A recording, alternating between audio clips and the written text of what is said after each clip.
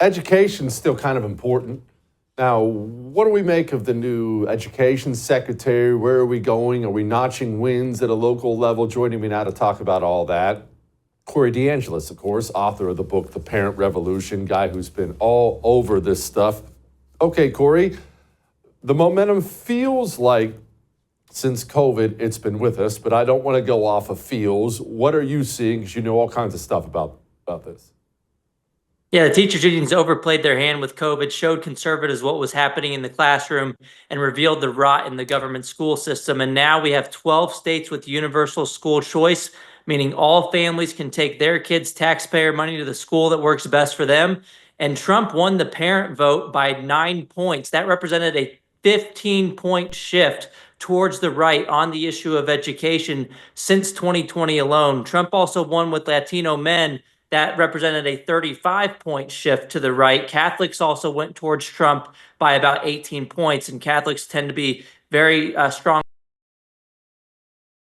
to abolish the Department of Education like he has. He picked Linda McMahon. Let's get ready to rumble. Let's get rid of that department and send the education back to the states.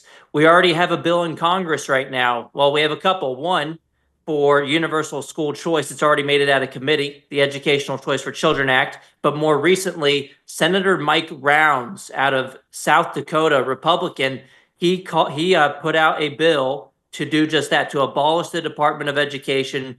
It's to return education back to the states.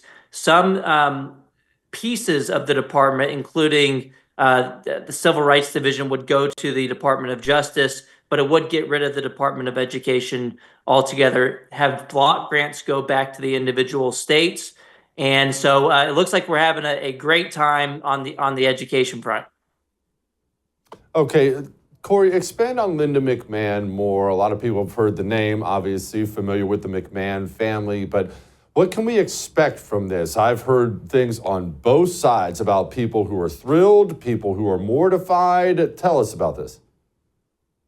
Well, I hope the teachers unions are mortified. Becky Pringle, who's the head of the National Education Association, the largest labor union in the country, they actually have a federal charter that started in 1906. It makes no sense. It's the only labor union that has one. We should revoke that federal charter of that union. That 99% of their money goes to the Democrats each election cycle. It's a money laundering operation.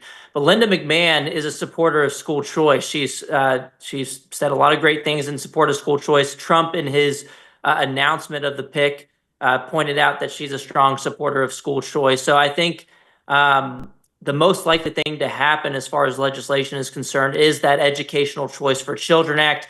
It would supercharge the school choice revolution that's already happening in red states because the unions overplayed their hand, but it would also expand opportunities in education to families who happen to live in blue states too. It's not a federal program that's part of the Department of Education. You can abolish the department while also have this federal tax credit. You get to keep more of your own money to use for K-12 education expenses. Again, it already came out of committee. Donald Trump recently on Fox and Friends said he would sign the bill, and Republicans have a trifecta going into 2025. So the GOP has become the parents' party. Linda McMahon is a great pick to expand school choice and return education back to the states. Corey, what can she do without a law? Because obviously, as you know, we have a 5-seat majority in the House, a very slim majority in the Senate, and most of those are complete weenies. Let's just assume, for the sake of argument, we aren't going to get that wonderful law through. She still has a great deal of authority, right? Yeah, well, when it comes to abolishing the Department of Education, she couldn't do that. She couldn't just snap her fingers and pass a school choice bill either. So there are things that she needs to have congressional backing, including the department being abolished. And but she could also go do some of the DeVos era Title IX stuff to protect girls' sports, for example. These are some executive actions that she can take. But a lot of the big ticket items do require Congress. And it's at this point, we need to hold Republicans accountable to their own party platform. Elon Musk has talked about engaging in the primaries. That is a very important thing to do, to hold your own party accountable for standing up for parental rights in education. This is true in my home state of Texas, too. We had a lot of rhinos who voted against school choice earlier this year. They got annihilated in the primaries. 21 of them voted against their own party platform in the Texas House. Guess what? 14 of them are gone. Only 7 of them are returning, and 2 of those 7 got the message. They already signed a pledge to support universal school choice. So sometimes you just have to get close enough. So that's the way our government works. We need to have the legislative bodies back the policies too, and the parents, the boots on the ground, need to hold their feet to the fire to watch what they're doing, not just what they're saying. Corey, you mentioned earlier that 12 states have already passed these school choice bills, but even a light glance at the map of this country shows we have a lot more than just 12 red states. Why isn't this at least every GOP state? I know California is not going to do it, right? It's states run by the teachers union, but why isn't every red state doing this? What's the holdup? Who's the holdup? Yeah, like in Texas, you had rhinos in the House that were siding with the teachers unions and with the status quo special interest and against their own party and against, more importantly, their constituents, the primary voters who support school choice. But that is going away soon, and it already is starting because parents are paying attention now. They're a voting bloc that's more powerful than the government school unions because they care about their kids more than anybody else, certainly more than bureaucrats sitting in offices hundreds of miles away. So, I mean, we already knew the teachers unions owned the Democratic Party. I mean, Randy Weingarten's union, every single election cycle, more than 98% of their campaign contributions go to Democrats. It's a money laundering operation. It ought to be illegal.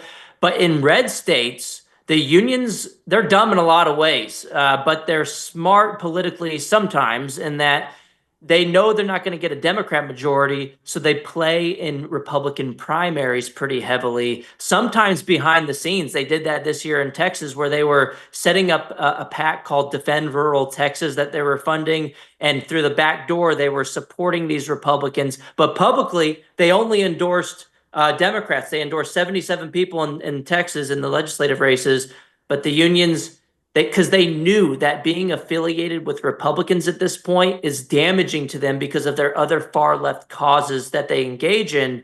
And before it wasn't like that. So this is good news that the unions are seeing that their endorsement in some cases is the political kiss of death for conservatives. That's making conservatives run away from them.